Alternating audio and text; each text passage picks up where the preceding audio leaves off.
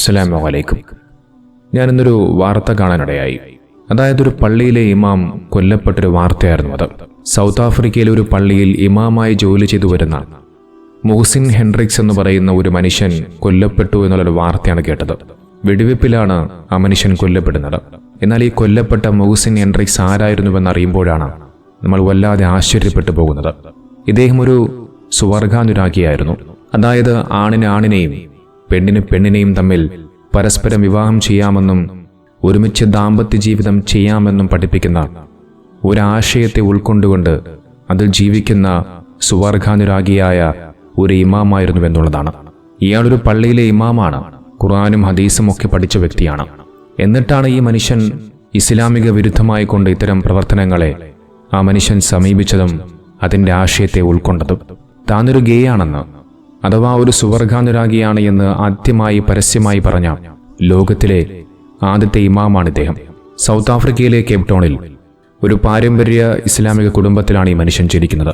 ഈ മനുഷ്യന് മാതാപിതാക്കൾ ചെറുപ്പകാലം മുതൽക്ക് തന്നെ മതവിദ്യാഭ്യാസങ്ങളൊക്കെ കൊടുത്തിരുന്നു. പിന്നീട് പാകിസ്ഥാനിലെ ഇസ്ലാമിക് സർവകലാശാലയിൽ നിന്നും വിവിധ വിഷയങ്ങളിലൊക്കെ വിദ്യാഭ്യാസങ്ങളൊക്കെ നേടിയിരുന്നു. പിന്നീട് 1991 ഇദ്ദേഹം ആദ്യമായി വിവാഹം കഴിക്കുകയാണ്. അതിൽ 2 കുട്ടികളുമുണ്ടായിരുന്നു. അതിനുശേഷം 1996 അതായത് 5 വർഷമായപ്പോൾ തന്നെ ഇദ്ദേഹം വിവാഹമോചനം നേടുകയാണ്. തൊട്ടടുത്ത വർഷം തന്നെ ഇദ്ദേഹം സുവർഗാനുരാഗിയാണെന്ന് പരസ്യമായി പ്രഖ്യാപിക്കുന്നു. സ്വാഭാവികമായിട്ടും കുടുംബത്തിൽ നിന്നും ബന്ധുക്കളിൽ നിന്നുമൊക്കെ ഇദ്ദേഹത്തിന് വലിയ രീതിയിലുള്ള എതിർപ്പുകൾ നേരിടേണ്ടി വന്നു. പിന്നീട് അതിനുശേഷം ഈ മനുഷ്യൻ സുവർഗാനുരാഗികളുമായി ബന്ധപ്പെട്ടുകൊണ്ടുള്ള പരിപാടി നടത്തുകയും അതിനെ സപ്പോർട്ട് ചെയ്യുന്ന പ്രവർത്തനങ്ങളുമായി മുന്നോട്ട് പോയി. മാത്രവുമല്ല, ഈ മനുഷ്യൻ ഒരു ഹിന്ദുമത വിശ്വാസിയായ ഒരു യുവാവിനെ കല്യാണം കഴിക്കുകയും പരസ്പരം 11 വർഷക്കാലത്തോളം ഒരുമിച്ച് ജീവിച്ചിരുന്നു എന്നുള്ളതാണ് ഇതുമായി ബന്ധപ്പെട്ടുകൊണ്ട് വരുന്ന റിപ്പോർട്ടുകൾ. എന്ത് അപകടം നിറഞ്ഞൊരു കാലഘട്ടത്തിൽ കൂടിയാണ് നാം എല്ലാവരും കടന്നുപോകുന്നത് എന്ന് നാം എല്ലാവരും ചിന്തിക്കേണ്ടിയിരിക്കുന്നു. നമ്മൾ ഒരിക്കലും പ്രതീക്ഷിക്കാത്ത വാർത്തകളാണ് ഓരോ ദിനവും പുറത്തു വരുന്നത്. നോക്കൂ, നമ്മളെല്ലാവരും മനസ്സിലാക്കേണ്ട ഒരു കാര്യമുണ്ട്. നമ്മളൊരു മുസ്ലിമാണ് എന്ന് പറഞ്ഞിട്ട് കാര്യമുണ്ടോ? ഒരിക്കലുമില്ല. തലയിൽ തൊപ്പി വെച്ചതുകൊണ്ട്, പർദ്ദ ധരിച്ചതുകൊണ്ട്, താടി വെച്ചതുകൊണ്ട് നമ്മൾ ആരും ഒരു മുസ്ലിം ആകണമെന്നില്ല. നമ്മുടെ പ്രവർത്തനങ്ങൾ അള്ളാഹുവിൻ്റെ ഖുർആനിനെയും ഹദീസിനെയും അംഗീകരിച്ചുകൊണ്ട്, അള്ളാഹുവിൻ്റെ വിധിവിലക്കുകളെ അംഗീകരിച്ചുകൊണ്ട് ജീവിക്കുമ്പോഴാണ് നാം ഒരു യഥാർത്ഥ ഒരു മുസ്ലിമായി മാറുന്നത്.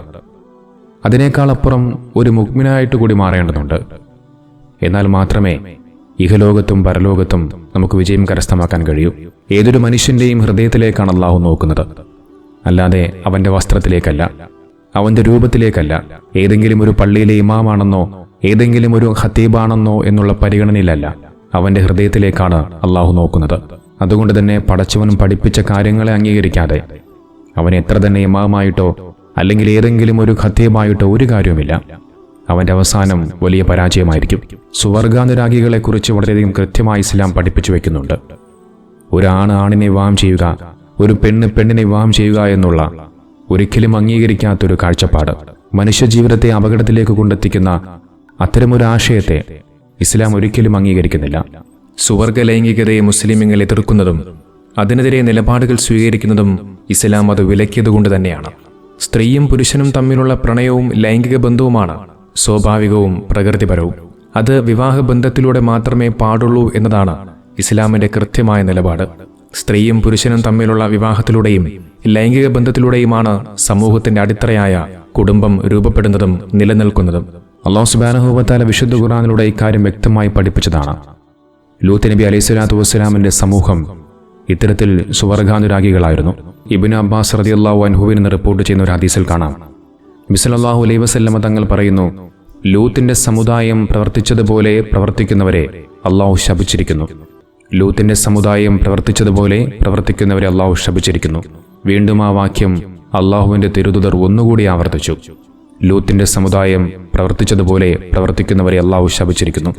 3 തവണയാണ് അല്ലാഹുവിന്റെ റസൂൽ ആ കാര്യം ആവർത്തിച്ചത്. ലൂത്തിന്റെ സമുദായത്തിന് സംഭവിച്ചത് നിങ്ങളിൽ സംഭവിക്കുമോ എന്ന് ഞാൻ ഭയപ്പെടുന്നുവെന്നാണ് അല്ലാഹുവിന്റെ റസൂൽ കരീം സല്ലല്ലാഹു അലൈഹി വസല്ലമ തങ്ങൾ പറഞ്ഞത്. സുവർഗാനുരാഗികളായിക്കൊണ്ട് അള്ളാഹുവിൻ്റെ വിധിവിലക്കുകളെ ലംഘിച്ച് ധിക്കാരികളായി ജീവിച്ച ലൂത്ത് നബി അലൈഹി സ്വലാത്തു വസ്സലാമിൻ്റെ സമുദായത്തെ അല്ലാഹു സുബ്ഹാനഹു വ തആല നശിപ്പിച്ചു കളഞ്ഞത് കല്ലുമഴ വർഷിച്ചുകൊണ്ടായിരുന്നുവെന്ന് വിശുദ്ധ ഖുർആനിൽ നമുക്ക് കാണുവാൻ സാധിക്കും. അത്തരത്തിൽ സുവർഗാനുരാഗത്തെ ശക്തമായി എതിർക്കുന്ന ആ ഒരു വിശുദ്ധ ഖുർആനിലെ ആയത്തിനെ പോലും ഈ കൊല്ലപ്പെട്ട സ്വർഗാനുരാഗിയായ പള്ളിയിലെ ഇമാം അതിനെ തെറ്റായി വ്യാഖ്യാനിച്ചു എന്നുള്ളതാണ്. ഈ ഖുർആൻ വാക്യം യഥാർത്ഥത്തിൽ ബലാത്സംഗം, അക്രമം, ചൂഷണം എന്നിവയാണ് അപലപിക്കുന്നത് എന്ന ന്യായീകരണമായിരുന്നു മുഹസിൻ നൽകിയത്. ഒരാണും പെണ്ണും തമ്മിൽ ഒരുമിച്ച് കൂടിച്ചേരുമ്പോഴാണ് ഒരു യഥാർത്ഥ ദാമ്പത്യ ജീവിതം ഉണ്ടാകുന്നത്. എന്നാൽ നേരെ മറിച്ച് സ്വർഗാനുരാഗത്തെ പ്രോത്സാഹിപ്പിച്ചുകൊണ്ട്, അത്തരം ആശയങ്ങളെ അംഗീകരിച്ചുകൊണ്ട് ചില ആളുകൾ രംഗത്ത് വരാറുണ്ട്. മനുഷ്യനെ അപകടത്തിലേക്ക് നയിക്കുന്ന ഒരു തെറ്റായ ചിന്താഗതിയെ ആളുകളുടെ ഇടയിലേക്ക് ഇത്തരം ആളുകൾ പടർത്തിവിടുകയാണ്. ആദിലയും നൂറയും ഒക്കെ നമുക്കറിയാം. ആ രണ്ടുപേരും ചെയ്തത് തങ്ങളുടെ സ്വന്തം മാതാപിതാക്കളെ ഇത്രയും വർഷക്കാലവും സ്നേഹവും കരുതലും കൊടുത്തു വളർത്തിയ തൻ്റെ സ്വന്തം മാതാപിതാക്കളെ ധിക്കരിച്ചുകൊണ്ട് അവർ പരസ്പരം വിവാഹം കഴിക്കുന്നു. ഒരു സുവർഗാനുരാഗികളായി മാറുന്നു. എന്നിട്ടിപ്പോൾ പറയുന്നത് ഒരു കുഞ്ഞിനെ ദത്തെടുക്കുമെന്നൊക്കെയാണ്. എന്തൊക്കെയാണ് പറയുന്നത് എന്ന് ഒരുപക്ഷെ അവർക്ക് പോലും ബോധ്യമില്ല എന്നുള്ളതാണ്. ഇതിനു മുമ്പ് നമ്മുടെ കേരളത്തിൽ ഏതാണ്ട് ഒരു 1.5 വർഷങ്ങൾക്ക് മുമ്പാണെന്ന് തോന്നുന്നു, ഒരു പള്ളിയിൽ ജോലി ചെയ്തിരുന്ന ഇമാമായിരുന്നു എന്ന് അദ്ദേഹം അവകാശപ്പെടുന്നുണ്ട്. പിന്നീട് ആ ഒരു വ്യക്തി ട്രാൻസ്ജെൻഡർ ആയിക്കൊണ്ട് വേഷം കിട്ടിയതെല്ലാം നമ്മൾ കണ്ടതാണ്. അപ്പോൾ അത്തരത്തിലുള്ള ഒരു കാലഘട്ടത്തിൽ കൂടിയാണ് നാം എല്ലാവരും കടന്നു പോകുന്നത്. പക്ഷെ അത്തരം കാര്യങ്ങൾക്ക് വേണ്ടി മനുഷ്യരെ കൊലപ്പെടുത്തുക എന്ന് പറയുന്നത് വളരെയധികം തികച്ചും തെറ്റായ ഒരു കാര്യമാണ്. അതൊരിക്കലും അംഗീകരിക്കാൻ കഴിയുന്ന ഒന്നല്ല. അത് അവർക്ക് അവരുടെ ഇഷ്ടം പോലെ അവർക്ക് ജീവിക്കാം. അതിനുള്ള സ്വാതന്ത്ര്യവും അതിനുള്ള അവകാശവും അതാത് രാജ്യത്തെ ഭരണഘടന അവർക്ക് ഉറപ്പ് നൽകുന്നുണ്ട്. അവർ അത് ചെയ്യുമ്പോൾ അത്തരം കാര്യങ്ങൾ തെറ്റാണ് എന്നുള്ളതിനെക്കുറിച്ച് നമ്മുടെ വിശ്വാസത്തിൽ നിന്നുകൊണ്ട് നമുക്ക് പ്രതികരിക്കാം. ആ പ്രതികരണത്തിനേക്കാളപ്പുറം ആ മനുഷ്യനെ കൊലപ്പെടുത്തുക അല്ലെങ്കിൽ ആക്രമിക്കുക, ഇല്ലാണ്ടാക്കുക എന്ന് പറയുന്നത് അത് തികച്ചും തെറ്റായ കാര്യമാണ്. ഒരു മനുഷ്യന്റെ ജീവനെടുക്കാനുള്ള അവകാശം അള്ളാഹു ഒരിക്കലും നമുക്ക് നൽകിയിട്ടില്ല. ജോസഫ് മാഷ് എന്ന് പറയുന്ന കേരളത്തിലെ ഒരു അധ്യാപകൻ നബി സല്ലല്ലാഹു അലൈഹി വസല്ലം തങ്ങളെ വളരെയധികം മോശമായി ചിത്രീകരിച്ചുകൊണ്ട് ഒരു ചോദ്യപേപ്പറിൽ ചില ചോദ്യങ്ങൾ തയ്യാറാക്കി. അതിൻ്റെ പേരിൽ അദ്ദേഹത്തിൻ്റെ കൈ വെട്ടിമാറ്റി.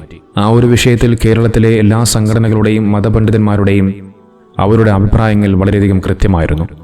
ഒരിക്കലും അത് ചെയ്യാൻ പാടില്ല എന്നുള്ള ഒരു മുന്നറിയിപ്പായിരുന്നു കേരളത്തിലെ എല്ലാ സംഘടനകളും എല്ലാ മതപണ്ഡിതന്മാരും നൽകിയത്. നമുക്ക് നബി സല്ലല്ലാഹു അലൈഹി വസല്ലം തങ്ങളെ കളിയാക്കുന്നുണ്ട്, വിമർശിക്കുന്നുണ്ട്, പരിഹസിക്കുന്നുണ്ട്. അത്തരം ആളുകൾ അള്ളാഹുവിൻ്റെ റസൂലിനെ കളിയാക്കുമ്പോൾ, വിമർശിക്കുമ്പോൾ നമ്മൾ ചെയ്യേണ്ടത് അള്ളാഹുവിൻ്റെ റസൂലിൻ്റെ മഹത്വങ്ങളെ തിരിച്ചു പറഞ്ഞു കൊടുക്കുക എന്നുള്ളതാണ്. ആശയപരമായി, ചരിത്രപരമായി നമുക്ക് അവർക്ക് മറുപടി നൽകാം. അല്ലാതെ ഒരു മനുഷ്യനെ കൊലപ്പെടുത്തിയതുകൊണ്ട് അവിടെ ഒന്നും ഉണ്ടാകാൻ പോകുന്നില്ല. സത്യം എന്താണ് എന്നുള്ളത് ലോകം ഒരു നാൾ തിരിച്ചറിയുക തന്നെ ചെയ്യും. അതിനെ ആരൊക്കെ എന്തൊക്കെ ചെയ്താലും, അള്ളാഹുവിൻ്റെ വിശുദ്ധ ഖുർആനിനെ കത്തിച്ചാലും, പ്രവാചകർ മുത്തുനബി തങ്ങളെ അവഹേളിച്ചാലും, അള്ളാഹുവിൻ്റെ പരിശുദ്ധമാക്കപ്പെട്ട ദീനുൽ ഇസ്ലാമിൻ്റെ സത്യം അത് ലോകം തിരിച്ചറിയുക തന്നെ ചെയ്യും. അല്ലാഹു സുബ്ഹാനഹു വ തആല നമ്മെ എല്ലാവരെയും കാത്തുരക്ഷിക്കുമാറാകട്ടെ.